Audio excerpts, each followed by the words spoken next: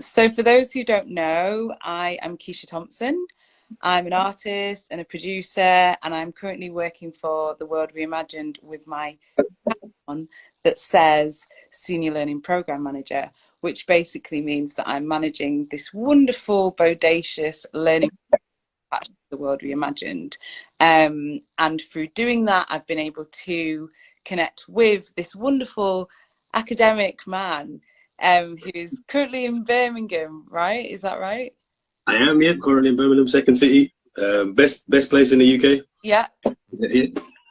And yeah, I didn't say that with any kind of feelings.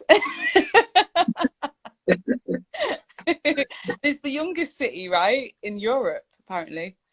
Apparently, yeah, there's a lot, yeah. So it's a good place. I like that. Like I always say, I'm not British, but I'm a Brummy. So Yeah. I don't know where that, I don't know. I hear that. I hear that.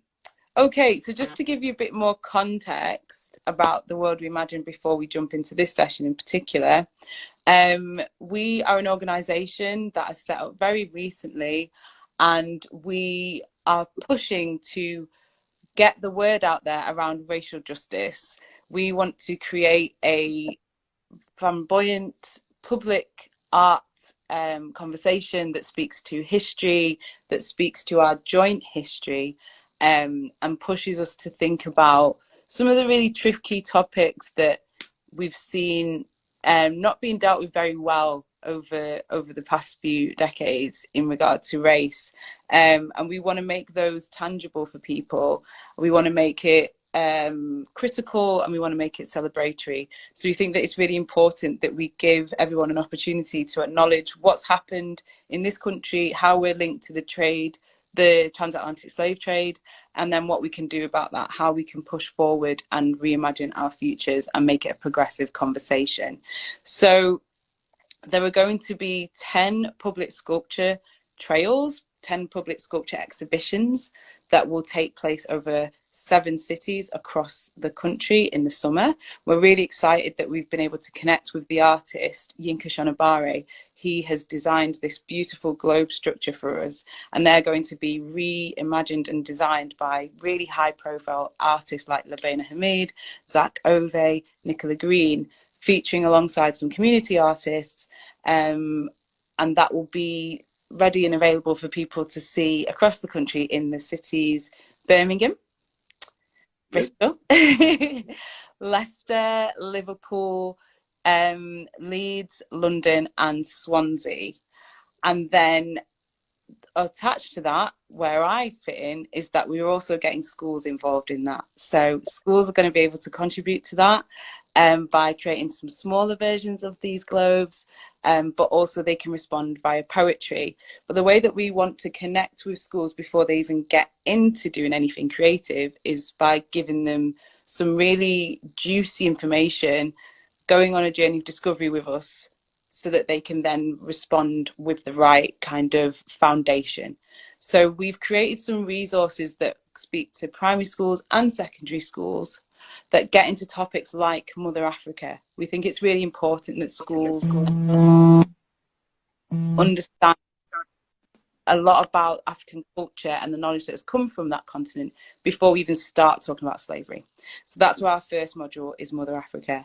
Then we move forward and go towards talking about colonial history, and then we go into topics like Echoes in the Present, where we talk about how those that heritage of the slave trade can still be seen today, whether that's, you know, in the fact that we stopped paying for the abolition of the trade in 2015, or it could be the name of a road or of a pub or something like that. So we address those kind of things, and then we think, okay, how can we move forward from that? How can we be progressive? How can we reimagine the future?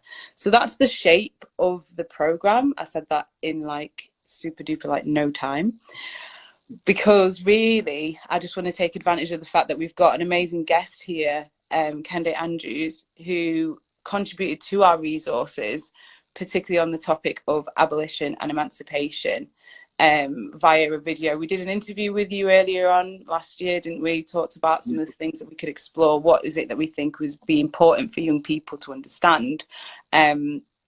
And we are now coming to the point where at the end of March, we'll be able to share those resources with you. And we're really excited. But what today's session is about is myth busting and misconceptions. Because as we know, it's not a part of teacher training. I'm trained as a math teacher, and I really don't recall that bit in the module where they made us think about the context of colonial history when we're stepping into the classroom. So we're trying to help you out here.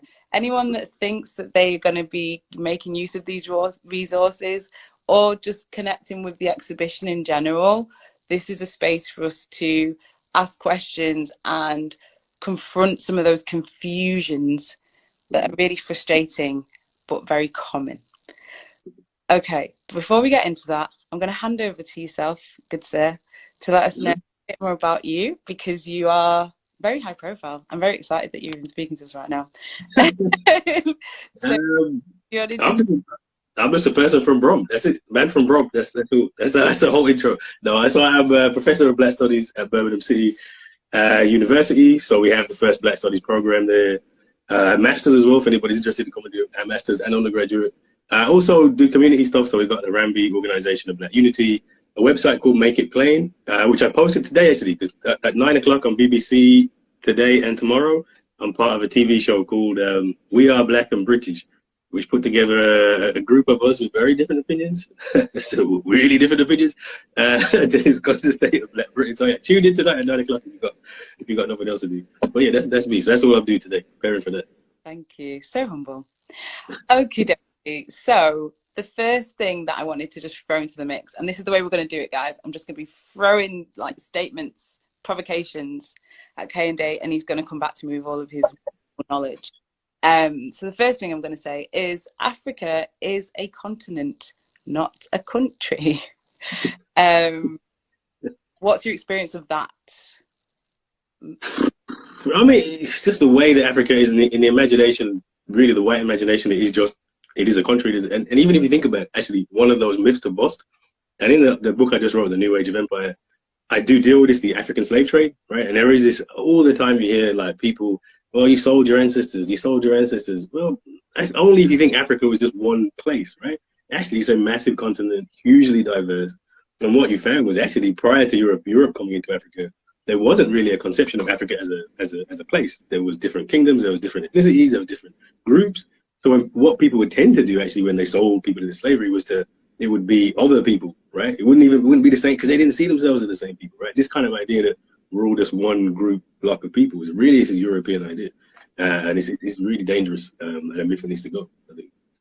Yeah, and it's terrifying how it's still quite prevalent, because I thought that it was something that people understood in more recent times, but I was training to be a teacher in 2015, and I remember a video got used in one of our lessons, and it was supposed to be an example of a teacher creating an environment for critical thought, right?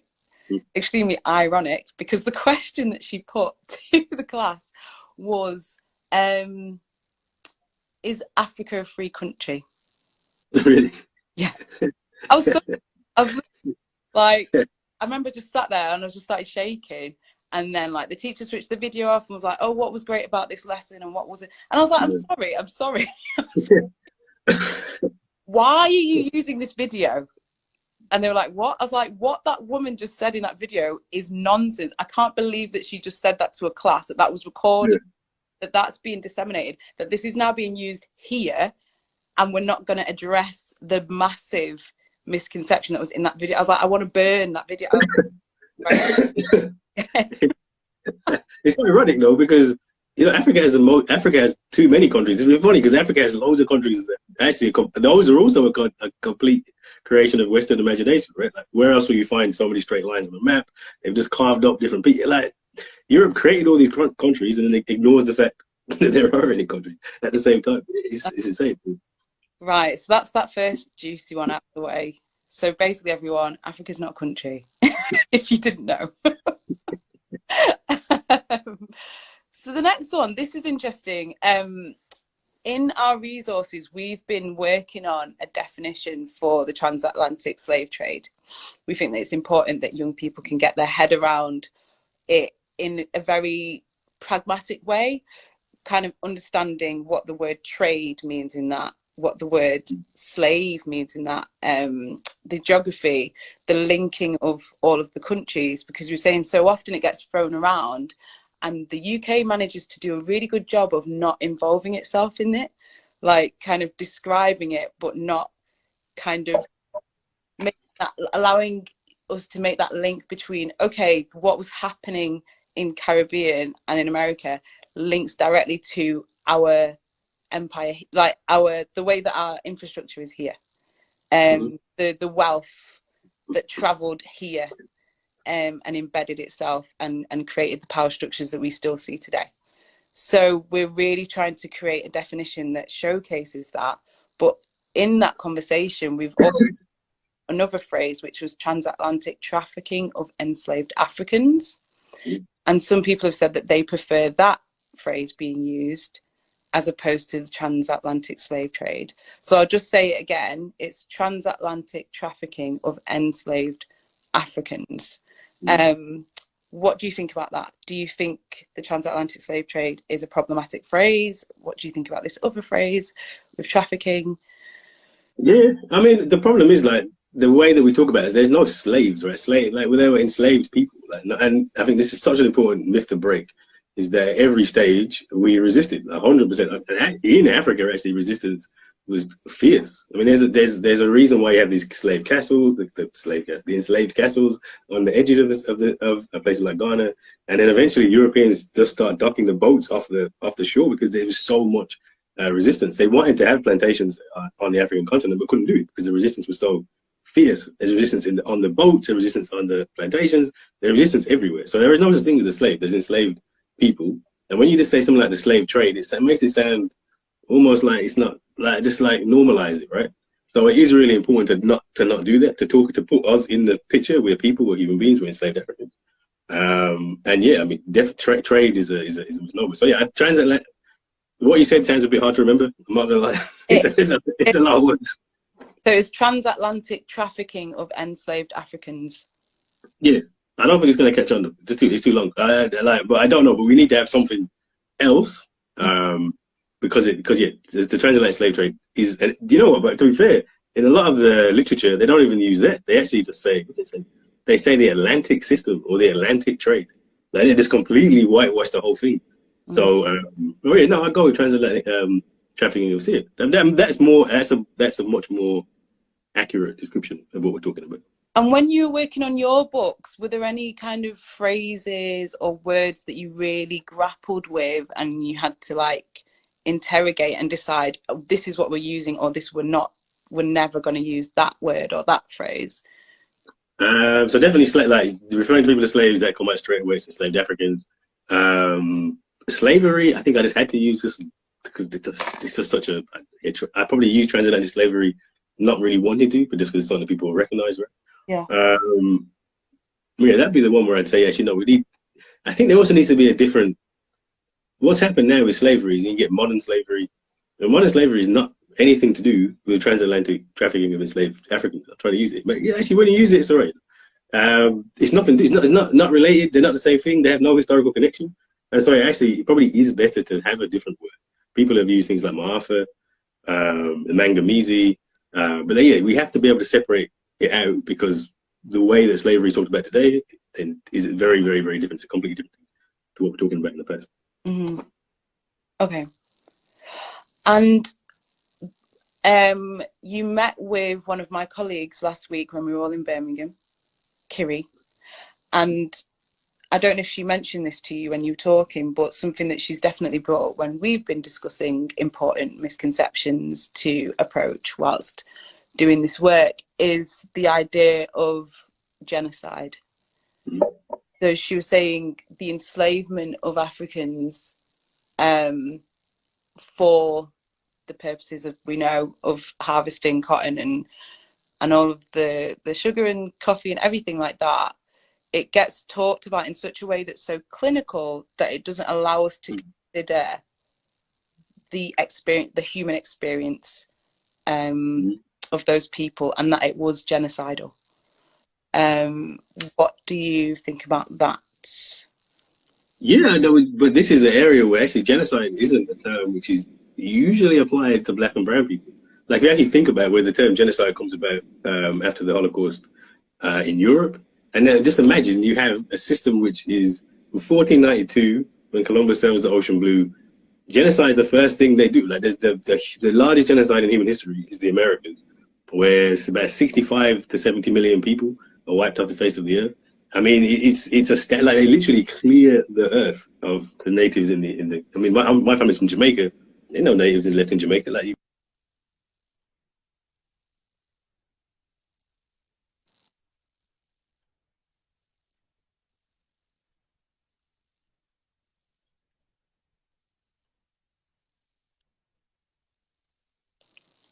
Oh, sorry. oh, sorry, I think I like disconnected for a second. Can you hear me now? Yeah, my internet was glitching. I can hear you. Okay. Yes. Okay, we're good. Okay. Yeah, so I was saying, yeah, if you think the West starts off with this massive genocide, 65 million people, Yeah. at least, and then slavery is never talked about. Slavery is never talked about in terms of genocide ever, right? And what they'll say is, well, obviously it couldn't have been genocide. We didn't want to kill everybody because you needed people, right? The whole point of it was to take people from one place to the other. So the definition of genocide is really, really narrow. It really is deeply problematic, framed just off the experience of the Holocaust, whereas genocide has to be we meant to kill all of you, or it's not genocide. So if you kill 10 million Congolese while you're trying to extract rubber, that's not genocide. If you kill 65 million natives in the Americas, that could have been genocide. If you had during the I'm trying to use what was it again, transatlantic trafficking of enslaved Africans, Yeah. there was at least, I mean, you're talking about at least 30 million people killed. I mean, it's not a small number of people, but in the Western definition, it doesn't count. We're not humans. And it should really if you actually put the Holocaust in its proper context, it fits alongside all these other genocides which are happening and which are founding stone of the West. But that's not what we do, right? We have this, it's like an exceptional thing and even if you think about it, one of the things I was writing a book, which I was surprised about, was even in Rwanda, where it's clearly a genocide, right? Like obviously a genocide in the 90s. It took until 2014 for the UN to actually recognize that officially as a genocide. There was still pushback because the truth is black and brown life don't matter. It doesn't matter. We can be erased all the time. And actually, if you think about globally, 9 million people die from hunger every year. Those 9 million people are almost exclusively black and brown, which is why we don't talk about it. But that's a genocide as well, right? That's a genocide of capitalism. Yeah. Yeah. And another thing that Kiri was talking about was we consider the way that used like disposably in just the capture and the transit, but we don't speak to the way that people were held when they then got to the Caribbean, got to the Americas, that even then when it was about categorizing people and essentially storing people, a lot of people died then, and just the conditions that you were then held in, it obviously immediately truncated your life. It meant that your health just was disseminated, so that then when you did go to work, it's not likely that you would have lived very long anyway. So for those who survived, the lifespan is tiny as well. So it's just Yeah, thinking about every single yeah, level, every single point, yeah. your life I mean, shortened. yeah, even if you start like so on the African continent, the journey from the interior to the coast, about 40% of people died. Like 40%. That's something. When we think about like the Middle Passage, we kind of miss out Africa. Like Africa's part of that. About 40% of people die before they even got to the ships. Then there's the ships. Then there's everything else that takes place. Then there's the conditions you live in. And yeah, I mean the whole thing is genocidal, right? Yeah. And one of our modules is called The Reality of Being Enslaved. And we were having big conversations around, if we're creating resources that are for young people, how do we get this information across to them in a way that isn't triggering, in a way that exposes the brutality but allows them to process it, because it can be so emotional that maybe you don't want to hear these kinds of details. Is that something that you had to consider when you were creating your book? Like, what's the tone? How do I approach this so that people feel that they can digest what I'm saying, so that it's not too academic or too emotionally triggering, or like what are those considerations? Certainly, I make a big effort not to be too academic, but in terms of triggering, there's not much. Make it plain. Like we get told, this mapping speeches is make it plain. It is what it is. What can you do? Like, there's no real way to sugarcoat it. I think the best way is to tell the truth. And I've got young kids, so like my youngest is like 4, 6, and 9-year-old. And I just tell them, make it like we just tell them, listen, this is what we've done, this is what happened, this is what that means. You just got to explain it to them. Yeah. And people should be triggered. Like, it's a triggering thing. You should, like, when you hear this, you should be upset, and you should be angry. You should be. Those are good emotions. And sometimes we try and hide away from those emotions, particularly young people. You shouldn't do it. You got to tell what it is, and then let people work through that pain, and then that's where struggle comes from. Right? Yeah. No, I appreciate that, actually, you saying that, because I learned about this when I was in primary school, and I realised that was a rare experience, but it actually set me up so that then when I got to high school, it wasn't triggering. And I saw that in my peers. Like, I would just bring it up and I'd be like, well, this is this and that happened. And they'd be like, what? And they'd be like so angry, or they'd go home, they'd be really upset. And even because, just to give context, I'm in Manchester and I used to work for Contact Theatre as a young people's producer, managing their young company. And we did a whole show around decolonialising public art, who's being represented. And we got to go to loads of massive heritage spaces, one of them being Manchester Art Gallery. They were really supportive, and we got to like go into their archives and have big conversations about heritage and what stuff gets put up and what doesn't, and the way that Sonia Boyce's residency was received and all that kind of stuff. It was great. But in one of our workshops with a woman called Cilla Baines, who used to run Community Arts Northwest, she asked everyone to just do a map of their own heritage, of their own like story, and how much they actually felt that they knew. And I remember I just felt so devastated because there was a young woman in that group, Jamaican heritage, and she didn't know anything.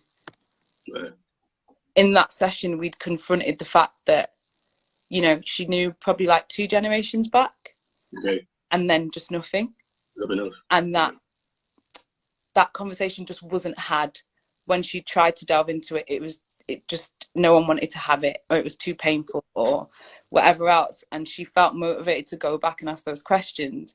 But I was just thinking, oh gosh, that's going to be so hard, because she's like 20, and I just couldn't fathom it. I was thinking, oh, imagine having gone through my life and not having a sense of like my identity, and even like the intimate like family identity, that context. But it was really like that whole project for her was really eye-opening, that she'd not had those conversations.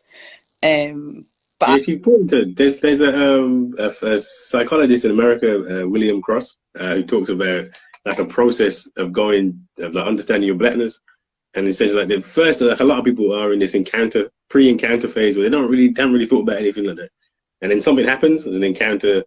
Could be like a personal experience, or it could be, the example he gives is like Martin Luther King dies, and this sets up massive political turmoil. But then once you start to look at it, it is traumatic, right? Like once you actually understand it, and then people go through a phase of like hating white people and being angry and stuff like that. But it says, look, that's a necessary phase. Like you probably need to go through that, because once you, for the first time, you understand it, those are perfectly valid experiences and emotions. But you have to come through the end of it. I mean, at some point, there's just no way to hide from it, and the later you find out about it, the worse. The worse it will be, right?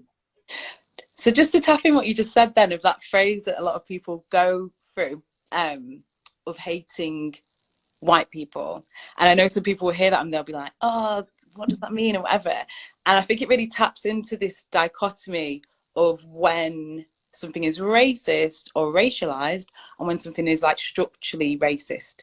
And I think if we understand that racism is structural, then it allows us to understand phrases like that. Because, we talked about this last week, didn't we? I was saying, if once people understand the invention of whiteness, understand what whiteness actually is, then they'll understand what that means. Do you want to tap into that a bit now? Should we a little bit? Yeah, I mean, I mean, I think the key thing that people misunderstand with race all the time is prejudice and racism are two very, very, very different things. So I have lots of prejudices and lots of things I don't like and do like, etc. And like anti-whiteness, that's a prejudice, right? It's not structure, there's no power. Like, by the way, I don't hate white people because I know this gets said a lot. I actually have nothing. I just don't think about white people enough to hate white people. So I honestly don't hate white people. But when people do, there's no power behind it. There's no laws backing it up. That's not. And I always use Malcolm X as a perfect example because Malcolm goes through this phase where in the Nation of Islam, deeply anti-white, white people are the devil, etc., etc., etc. Now you can look at that and say that's racism. It's not racism. It's prejudice. But actually, the heart of it is anti-racist, right? What do we do? We're trying to bring black people together. It's misguided. It's problematic. But it certainly couldn't put that in the same category as the Ku Klux Klan or this government, right? It will make no sense.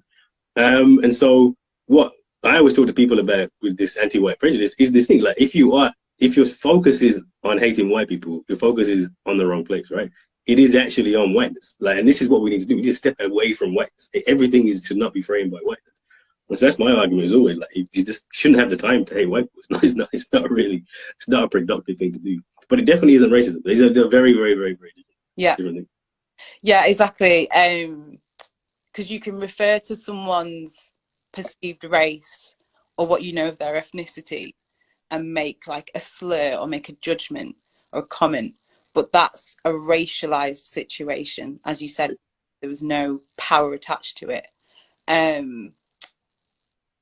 I was trying to give my friend an example because I think he was talking about a situation when a white guy was in a barbershop and it was predominantly black people in the barbershop, and he felt kind of like attacked or whatever. A comment was made about him being white and he felt under pressure, and he was like, is that not racist because he was outnumbered? And I was like, no, because they said he steps outside of that barbershop and, you know, if someone calls the police, I think he's going to be all right. I think if he tries to go and get a loan, I think he'll be okay.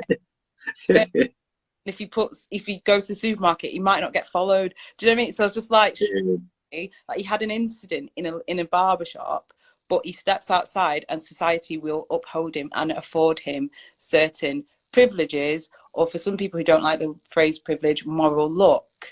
Yeah.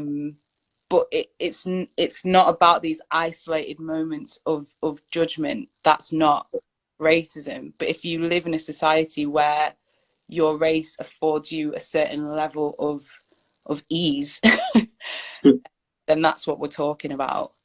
Yeah, and I think it's important to like when you're looking at prejudice, like I always use Stephen Lawrence's case. So Stephen Lawrence's case is a perfect example, right? We have prejudice, white people prejudice, which is kind of racism because they got it from the state, right? But anyway, but like let's just say it's prejudice. They don't like him, they kill him, right? Now, why you can see this as racism? Because what happens next? The police come in, they don't investigate it properly. They get away with it for like 20 years. Two of them have got away with it forever. That's racist. That's the prejudice is there, but it's supported by the racist structure, which allows them to get away with murder, right? It allows the family to be harassed. Mm-hmm. That's racist, right? You can't. You're never going to get rid of prejudice. People are going to have prejudice, but you can get rid of the structures which support them, make them whole, etc., etc. And there ain't no structure supporting anti-white prejudice. Doesn't exist. Never has existed. Not going to. So you can't put them in the same category. Yeah. And that's why I really push back on this phrase that's being used at the moment. I mean, not even actually, because when I was training to be a teacher, I remember seeing it in reports, which is talking about the white working class as being a group that's under pressure, should be acknowledged as like a racial group that also needs to be protected. I find that rhetoric really, really dangerous, especially when it's coming from like the Sowell report, which wanted to say, oh, race isn't an issue, but let's look at white working class children. It's not an issue until you get to white working class people. Then it's suddenly it's an issue. Yeah, because I was like, actually, what we're talking about, working class young people. I was like, their whiteness. How is their whiteness the issue in that situation? It's not. Yeah. No, it's not. It is. It's underpinned by the tone of privilege, right? Because you're saying, oh, the white kids should be doing better, but because they're not. It's a massive problem. Yeah. So like that's not. It's actually in that data. It does tell you white privilege, because what you actually look at the data for people who, and this is one thing. there is no measure for class in schools. It just isn't. There is access to free school meals, which is not class. Like it's a completely different thing. There's access to free school meals, but like Black Caribbean young people are more than twice as likely to be in that category, right? That's white privilege. You are less likely to be on free school meals. You're less likely to be in the category in the first place. That's white privilege. That's what we should be talking about. But instead, there's this concocted nonsense. It's a new racial science. It's just made up. They found one statistic, which white children on free school meals underperform. It's the one statistic you will find anywhere in education that tells you that the white people are doing badly, and it's become the focus for everything. We should tell you everything you need to know. It's complete nonsense. And it's the danger of statistics, and I say this as someone who's trained in mathematics, that you should be really vigilant about statistics and the way that they're fed to you, because it's selective. Just because people are using numbers at you, it doesn't mean that there isn't a bias attached to it or a lens. So always critique the source, critique the sample, and just the argument that it's being attached to. Because numbers they don't just operate in silo, and a lot of these statistics that get thrown around, they've been chopped up and cut in a certain way. Yeah. So there was a question that came through the chat there. Someone was saying, do you know if Malcolm X spoke with or met with Frantz Fanon or James Baldwin? I think that's linked. I think he must have met Baldwin. I can't imagine he didn't meet James Baldwin, because he spoke a lot about Baldwin.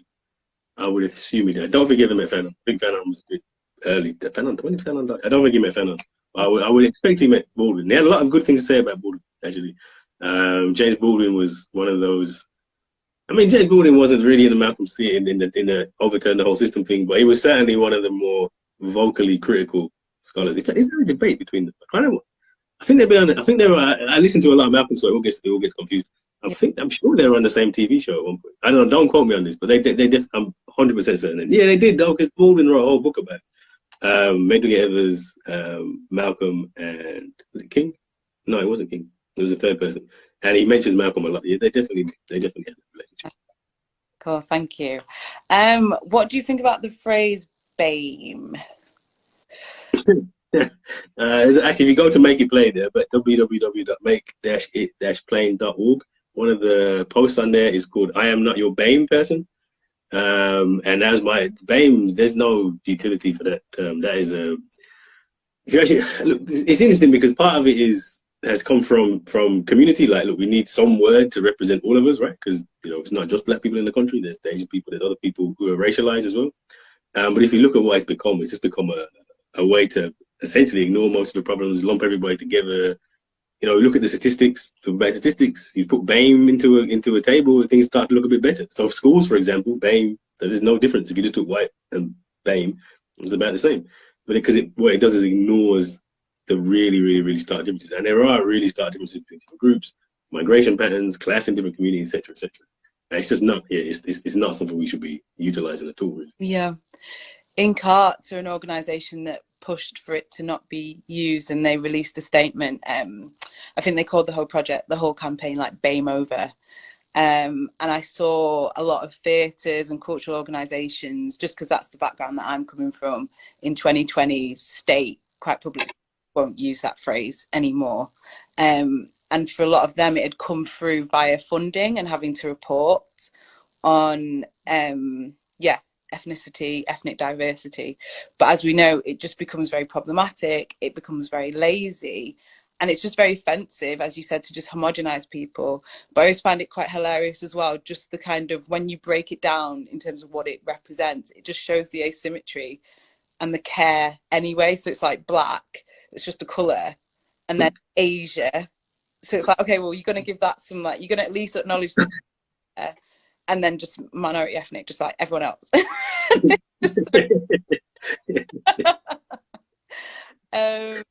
Oh man, no, it's not equal, but it does come from a place where, particularly as somebody who works in, it's the place where you find that kind of politics is the most strong, like what we call political blackness, is in like universities or teaching profession, where there's not that many of us, right? So if I was just to organize the black professors, it's like there's so few of us that we kind of say, well, no, we need to get everybody in, because there's so little of it. But I don't mean it's a good strategy generally, because it's the different. You really have to recognize the differences, because there are significant ones. Well, exactly. It's when is it relevant? When is it relevant to group people, and when is it not? but I think we just got into the place where we just group people for no reason. And even just saying black, I've got a friend who's an actor and he doesn't like being called a black actor. If you say Nigerian, if you say British Nigerian actor, he's fine with that. But he's like, what do you mean when you call me black actor? Or most of the time when he's being written about in articles, it's not even relevant. He's like, why are they bringing up my race? Like, it's got nothing to do with this role or this show, or yeah. So it's just like, we really need to question when it's relevant to even bring someone's heritage or race into the situation. And I remember finding it deeply problematic when I was reading the report around COVID, when that statistic came out saying if you're from an ethnic minority, you're 4 times more likely to die, I think, from COVID. And then the way that it was being misunderstood. So I remember being in a meeting and I was in a meeting with this woman who was quite senior to me. She was a trustee and all this jazz.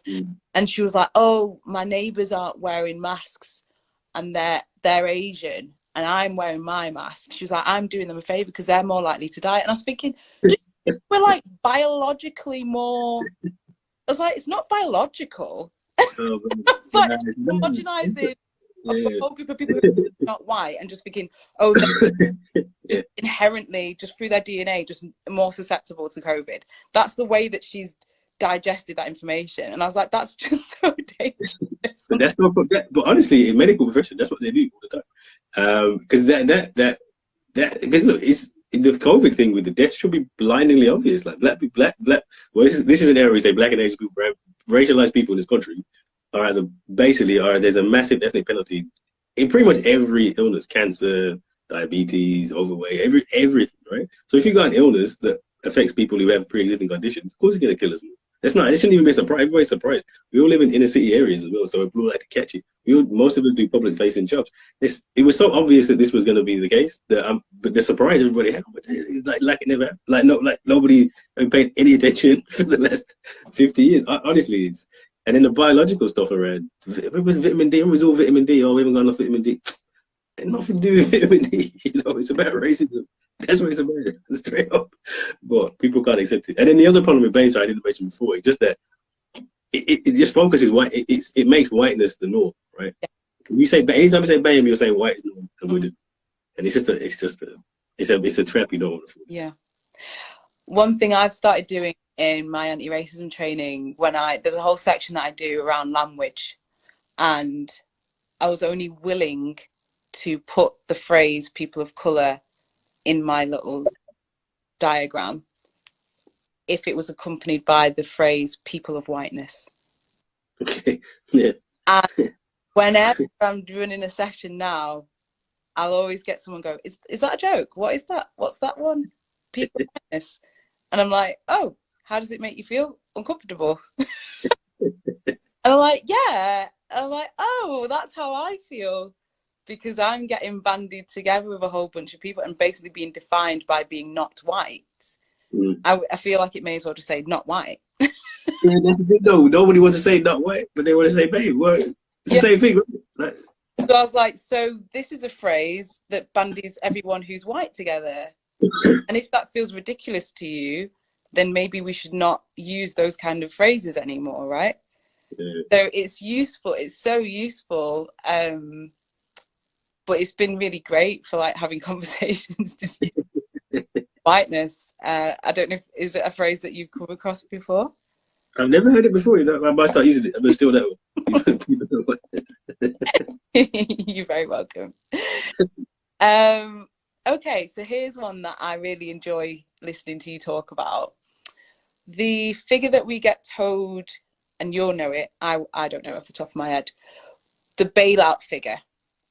Oh, yeah. Abolish slavery, where we had to argue that enslaved people were essentially property so that we could pay off slave owners and finish off slavery, apparently. That figure gets misunderstood, right? Even though we know that it was so big that we didn't stop paying for it as a society until 2015, right? in our taxes and things like that. But still, even still, it's bigger than that. We need to understand it economically in current figures. Yeah. Can you go into that for us? Yeah, so I mean that 2015 figure is it's really appalling because that means that you, me, my grandmother, my great grandmother, who actually descended from the enslaved, have been paying back slave owner reparations. I mean, at the very least, we should get that money back, right? We should do a campaign. Let's calculate how much money we pay on this. At least we should give it that back. But yeah, the figure at the time was what was it? 20 million. Okay, I'm getting my fingers off you. 70 million, right? 70 million in 1834. Which is often like if you just do a calculation, how much is that today? It works out about 2 billion. No, it's like about 2 billion. It might be off on the figure, but something like that, right? Which is a massive underestimate because actually what you need to do is look at gross domestic product at the time. So the figure that was 5% of all the money in the country. That's what we're talking about. 5% of GDP today is 100 billion pounds. So that's how you need to compare it in terms of the size of the economy. There's also 40% of the government's actual tax income. I mean, that's when you really think about it. The government gets 40% of all the money that it has to bail out slave owners. There really is no comparison in British history, in any history, to that transfer of wealth. The only thing you come close to would be the bailout of the banks in 2008, 2009. But that was a loan, effectively. Well, apparently that was a loan, and we've been paid back. Right? This is just here's 100 billion free money, which tells you just how important slavery was to the economy. But also, and this is where Hilary Beckles, who's a professor at the University of the West Indies, says that the Abolition Act is actually the most racist piece of legislation Britain ever passed. Because one, it had this huge bailout to slave owners and nothing to the formerly enslaved. But worse than that, and actually worth more in economic terms, was you'll see that as 1833 they passed the act. 1834 it comes into law. Slavery doesn't actually end until 1838 because there's a 4-year period of apprenticeship where we had to work 70% of our time for free, 75% of our time for free as enslaved people under plantation. And actually that unpaid labor is actually more than 100 billion. So really it's this huge transfer of wealth in an act that we're supposed to be celebrating in a few years. No, honestly, I don't know what to say. And then when you look at that, and where there's a really good project, the Legacy of British Slave Ownership by UCL, that tracks where that money went. It's a church. It's about 50,000 different people and businesses got paid. The church is a big one, or family, obviously. David Cameron's family. Yeah, banks as well. Banks everywhere, and it's just you can trace where that money went. But that's just the tip of the iceberg. Just imagine the fact that, like, even today, like when we look at, like I said, my family is predominantly Caribbean, and you look at Caribbean household income, not just here but actually in the Caribbean, it's so much lower than it is in the UK. Well, you don't need to go far to find out why that is, right? It's so obvious, like why that is. That legacy is still very, very much with us, right? And then I think another thing that isn't necessarily widely is that the decision to end slavery was an economic one for some leaders, right? Because they're indentured labour. Yeah, it was the whole. So there was like I had this conversation today because on the Radio 4 because Eric Williams' book Capitalism and Slavery is being published by Penguin for the first time. Really excellent book. I recommend you check it out. And he basically just destroys this myth that it was this moral thing. And think about when we celebrated the bicentenary 200 years of the abolition of the Slave Trade Act. It was 2007. That was 15 years ago. It still takes 16 more years for us to be celebrating the end of slavery itself. So 1807 couldn't possibly have been about morals because slavery is still happening. Like they're still enslaving people. That never stopped. They just stopped importing people. That was about two things. One, it was about Haiti. So Haiti takes place in 1804, and they are terrified of Africans. On the island of Haiti, about 60% of the enslaved were African-born, and they would have said, we just kind of afraid of Africans. We can once we got them bred into slavery, they'll be easier to control. Yeah. Haiti also tells us something, whereas Britain had a much larger proportion of enslaved who were born in, like Jamaica, were born in the plantations. Yeah. French plantations tended to have a much higher proportion of people trafficked in. So actually, it was a British Prime Minister took the view that, well, if we can stop the importation, the trafficking of Africans into French colonies, then they won't have slavery anymore. Our sugar plantations will do better, right? That was actually what that it was William Pitt who got Wilberforce involved in the abolition campaign 20 years before it happened for that very reason, right? And then if you look at 1833 when they eventually passed abolition, again it's economics. So there's things are changing. Sugar they can get from elsewhere. There's going to be a sugar bust anyway. Britain's heavily sugar. Cotton is part of it, but not so much. They get cotton from America. So there's one is just naturally coming to a conclusion, right? There's other labor they're in India as well. They can get like equivalently cheap labor. Mm. But again, to bust the myths, it's about Oz, right? Sam Shaw Rebellion, Christmas Rebellion in 1832. Jamaica burst into flames, and they were terrified again of people taking over, and then the enslaved revolting. And this is one from a book by Stella Dadzey called A Kick in the Belly, which I'd never thought about, but this shows you how one, people resist, and two, the economic imperative. After the abolition of the slave trade, Britain assumed it could breed its enslaved people, but the birth rate after the end of the abolition of the slave trade plummets in Jamaica. Like just goes down, and it goes right back up after the abolition. And what Stella Daddy says, that's because women said, no, we're having no babies. We know what you want us to do, and we are not going to do it. And actually, by the time you get to 1832, actually, there aren't enough people on the plantation. One of the reasons they're unprofitable is because there's just not enough of them. Yeah. We're breaking rules, we're rebelling. So we basically make it unprofitable. And then they say, well, okay, it's time to move on, right? So much. Thank you. Yeah, and it's really important to understand the remnants, the little things that we see and don't question and understand, and how they link to the bigger picture. And we just talked extensively about like economics, right? But there's also things like language, and I'm speaking to my own heritage now. My family's from Guyana. Some people call it British Guyana. And it's the only English-speaking country on the South American continent. And I always used to say that when I was little, just read it off, because it was just a fact that I knew about Guyana. And I was just like, yeah, Guyana. Like, it's the only English-speaking country on the continent. And then it was only when I got to high school, actually, that I was like, why is it? It's strange. What is that? And then understood this whole thing around the way that slavery was abolished, but they essentially just then moved to Brazil and to Guyana, and to the South American continent, to circumvent the criminalization of it, right? So then I was like, oh, that's why we speak English. Mm-hmm. Oh. And I was like, I don't really like that fact anymore. I don't think I'm going to. They're not going to share that. Someone that speaks Welsh in South America. I can't remember his name.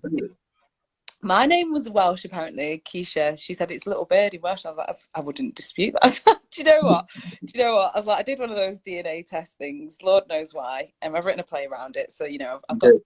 But afterwards, I was just like, all that this tells me is people get about.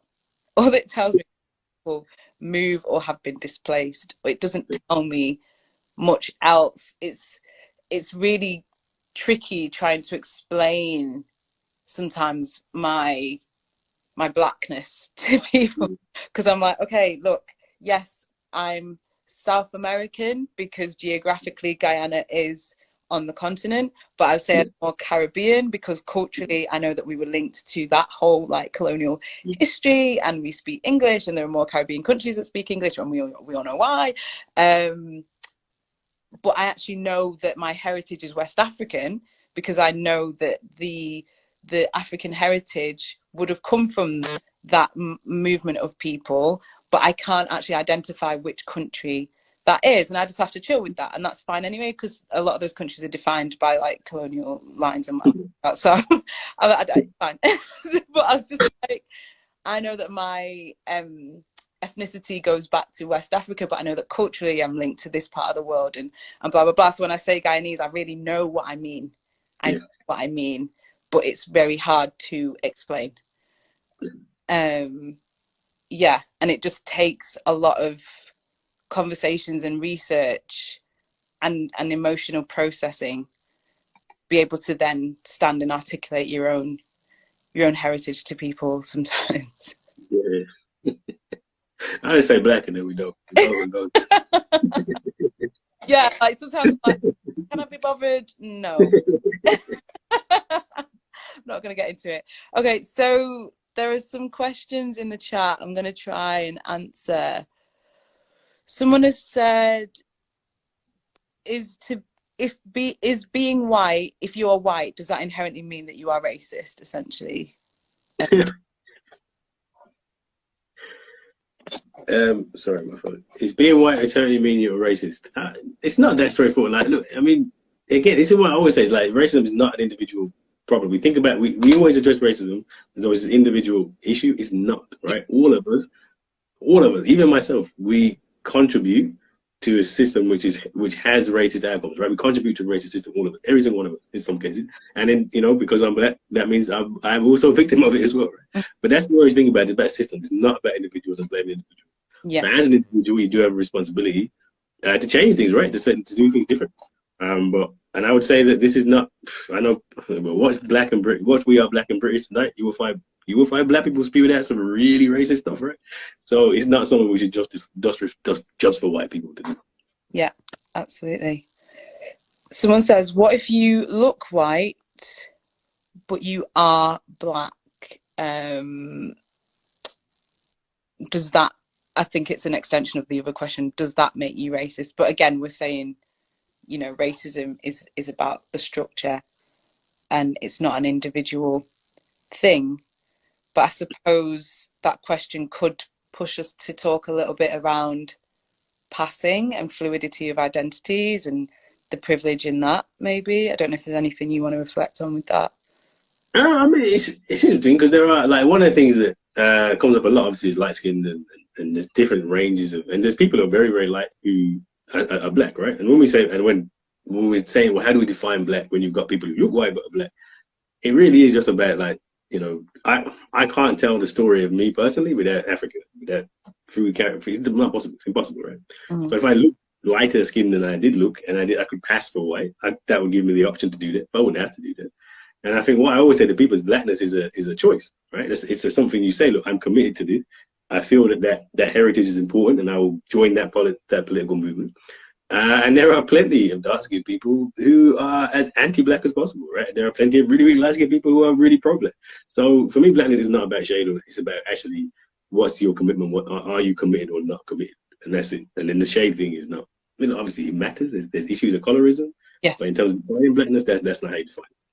Yeah, there's definitely massive issues around colorism, and even within that, it's not as straightforward as skin tone, because Emma Dabiri has a brilliant book, which is Don't Touch My Hair, where she talks about how even hair texture comes into that, so that there are people who are darker skinned but might have looser curl textures and get afforded a certain type of privilege. So it's just so complicated, but just very interesting. I tried to go into all of this stuff with curiosity and interest and try not to feel too much judgment or anger. I mean, the anger will happen and it should be acknowledged. It shouldn't be suppressed, but it can be damaging. And I think what you were saying before around thinking of it on this personal level, that's when this information can kind of sit with you and become corrosive. But if you try to just expand and think of it within the context that it's in, and think about the structural implications of what's being said, then it doesn't have to weigh on you too personally. There is a question. Someone said, should we talk about the Industrial Revolution? Yeah, and capitalism and how that's linked to racism. Yeah, because that doesn't get spoken to a lot, in the same way that I didn't realise that NHS was inherently propped up by the influx of people from the Commonwealth. Like that link gets fed to, yeah. Well, I mean, just revolution. Just think about what is it? What drives the industrial revolution? The key commodities first is gold because you need to finance, which is the first thing, right? Then it's tobacco, then it's sugar, and then it's cotton, right? Where do all of those four things come from? They come from plantations in the Americas, what they call the Atlantic system. The whole industrial revolution could not have happened without the genocide in the Americas, without the slavery of African people. It's just not possible. And I think that, like, so I'm in Birmingham and we have James Watt is like a hero, like a proper like saint in the city. But think about the steam engine. The steam engine is his first customer of plantation owners in the Caribbean. Sugar is the first thing that goes through that steam engine, and then it is cotton, right? They just like I remember doing my A-level history. Actually, my teacher emailed me the other day, you know, because I've been saying this a lot. It's in the New Age of Empire.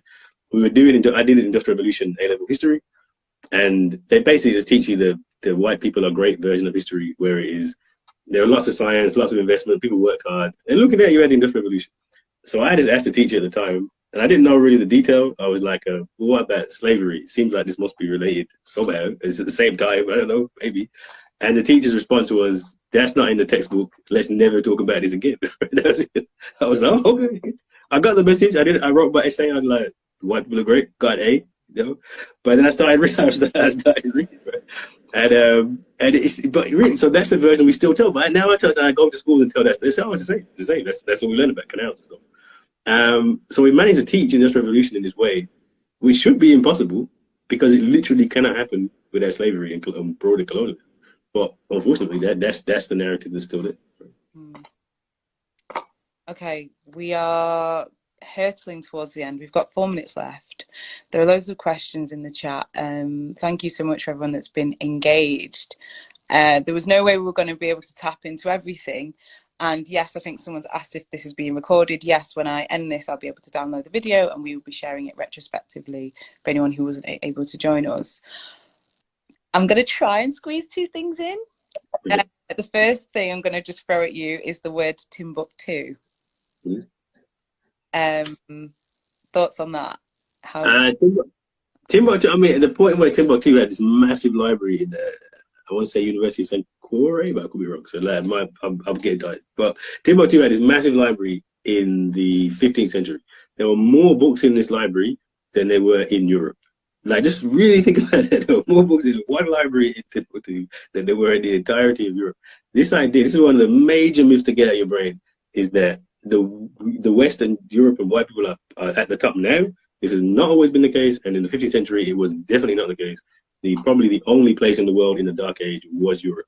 Africa was far more advanced. Asia was far more advanced. Even the Americas were far more advanced. And what happened over the centuries is essentially the deindustrialization of Africa and other parts of the world, so that the West could get rich. So now we'll be more comment on that one. Thank you. Yeah, and just that it exists, because I think some people just don't even know that Timbuktu is a place. Yeah, it's not like the movie, like, what was it? The movie, Indiana Jones, didn't they like have some like Timbuktu's like dark, savage? Nah, man, like honestly, so the way that we think about Africa now and historically is it's completely distorted. Complete distortion. Africa is hugely important for the knowledge. Like the knowledge that you get here now that we have couldn't have happened without Africa and Asia and the rest of the world. Okay, final thing I'm going to throw in, which is quite dense, but I just think it's important and it feels very current. I know from a lot of conversations I've had, some people struggle to understand the intersect between religion and racism. So they struggle to understand why Islamophobia or anti-Semitism is actually a form of racism. What are your thoughts on that? So it's interesting because what can happen is that you can see, so in some ways, like that kind of prejudice or like anti-Semitism can be like a prejudice, like, and you see now actually, it's a good example. Now anti-Semitism is probably more of a prejudice that people have. It isn't really institutionalized. But in the Holocaust, it became very much institutionalized, right? Nazis took it, made it into race, made it you're not really human beings, showed you how this becomes racialized. Same way with Islamophobia, where since probably a bit before, but definitely since 9/11, Islam suddenly become a race. It's treated in very similar ways to race. People are very similarly treated. So you can take something particularly religious, anti-religious prejudice, and it can become racialized and it can become systematized. I mean, Islamophobia, for example. I mean, look at the law, look at the way they go, look at it's becoming systemic. So that's really the difference, is when these prejudices start to become patterned into the system and then have those kind of outcomes. Yeah. And also the way that people are identified to then receive that kind of prejudice, isn't it? Because it's like, are you waiting for someone to show you some kind of scripture, or are you just identifying, are you using a visual or like a what you perceive to be a racial identifier to then make that decision of like, oh, they belong to that religion and I'm going to treat them in this way? And are some of the things that you're judging or uncomfortable with actually cultural? How many of those things are actually linked to that person's belief or what you believe to be their belief? Yeah, so it speaks to a lot of those kind of judgments, and how many of them are actually embedded in having a disagreement with someone's religious view, because it's not often the case. Okay, so we're at the end. Thank you so much. Is there anything that you feel that we've not touched on? There's loads of stuff on my list that I was like, we can't get to that. We're not going to get to that. Is there anything that you just lastingly feel like you want to say in general about myth busting, or anyone who wants to with this idea or this program or with your book? What things do you need to kind of get your head around, or have a kind of like critical mental state to allow you to get the message that you're trying to get across? I mean, I think the big one is just that, Black people have agency, have power, have driven history, and that really just gets lost in all of this. And actually, one of the things, like the British Black Power movement, which a lot of people don't know existed, right? We had this whole tradition of Black Power. What it did mostly was to create different ways of understanding the world, right? So we had Saturday schools, we had bookshops, we had organizations, we had movements, we had people coming through speaking. Like the amount of different speakers that came to England, you'd be surprised at people. And that legacy is a legacy that really we are building on, even if we don't know it. So I have all these books behind me, at least half of them I just took from my mom's house when I moved that like 20 years ago. And and we take for granted, like when my mom and dad are getting this book collection together, there's no way to get it from. They have to go to America and like import them, and this. Whereas now it's so easy for us. That you get anything you want, you go online, you can have this. So we have so much more information, but we actually, because we don't cherish it enough, I would say. So that's why this project's really good, and I just encourage people to go out, find stuff. Don't rely on what you've been taught, because most of it's lies. But there are plenty of places to go and find the truth. Yeah, that is the key. Question, always critique. Think, where is this information from? Who is disseminating it? What are their agendas? There's no impartial bystander. Everyone's coming from a certain context with a certain understanding of history, and as long as we understand that and appreciate there's a multiplicity of truths, and that we should try and line as many of them up as possible to get as broad a picture as possible, then we'll be doing ourselves a favour. Thank you so much. It's been a pleasure spending this hour with you. Well, thank you. I enjoyed that. Thank you. I hope I've been all right. I feel a bit kind of a bit inarticulate, fuzzy-headed, and I'm sure you're the same, because it's a very long day. So I will bid you adieu, and yes. Yeah, we'll be in contact in other ways, because we've got this resource to share with the world. Thank you to everyone who's joined us. Please follow us on all of our platforms. Visit our website, The World Reimagined. Look out for our full resources that are coming out at the end of March, but you can get a preview of our Mother Africa modules, which are available for primary school students and high school students in college right now. So if you go on the website, you can find that. This is being recorded, so we'll be pushing that out. And yeah, thanks. Have a good day, everyone. Thank you. Bye. Bye.